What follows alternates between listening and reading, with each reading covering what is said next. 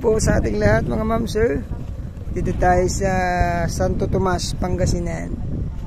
Farm house naman to. At titignan natin, nasa gitna tayo ng kabukiran. Ang ganda ng hangin, sarap, fresh air. Ito po yung kanyang right of way, pero sa kanya po to mga 5 to 6 wide. Ito yung bahay, 932 square meter. Yan, merong maliit na yan. Ito yung bahay, so pasukin natin. Nakabakod na yung property, may ilaw, naka-aircon na rin, nawasa, internet meron na po rin. Ayan, may taniman pa po ng gulay, parkingan doon sa yung sakyan nilang Wigo. Nakabakod na po yung property. Tanong natin mamaya kung magkano yung price. Parating daw yung seller natin. Pangalan po ng kapatid, anak pala, anak. Ayan,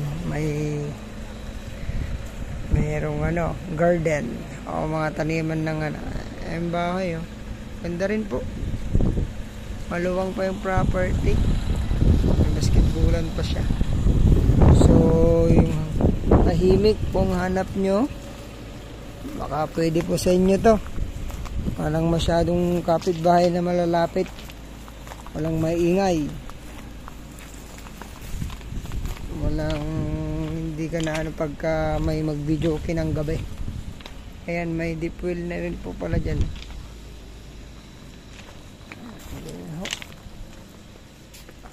May dirty kitchen, naka-aircon. Iwan ko lang kung ilang kwarto po ito. Ganda po ng pwesto ng property ni sir.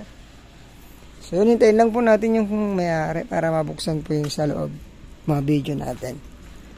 So, update ko po kaya mamaya. Pasilip ko pala yung nasa harap, yung terrace nila. Pwede pang isang bahay po rito. Dalawa. Isang bahay. Pwede pa dito, bahay. So, pwede pa tatlo. Ayan yung terrace nila.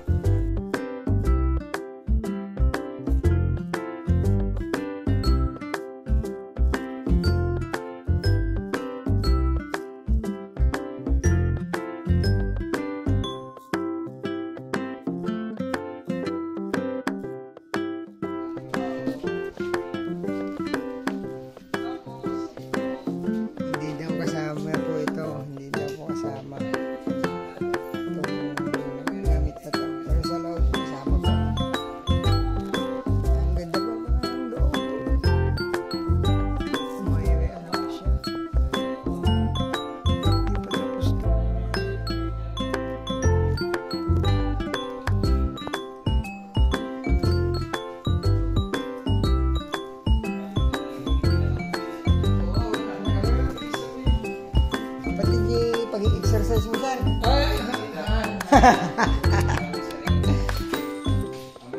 Pero itong mga to sir, ay dito siya ay so ilang kwarto to sir? Dalawa. So kasi kala ko maluwag dalawa yung parang CR. Luwang ng CR.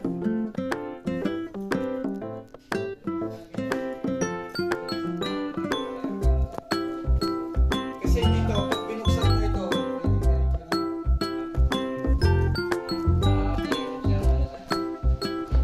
Cabinet kasama na rin. Cabinet kasama na rin. sakay na kanan. Ayan, naka-aircon na po. Ay dyan naman yung design.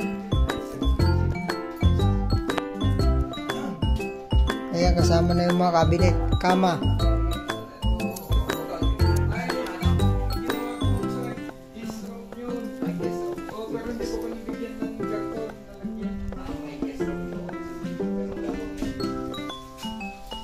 Tignan nyo.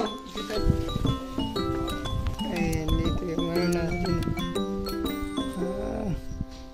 Pag may bisita daw si sir, dito nagja-jamming.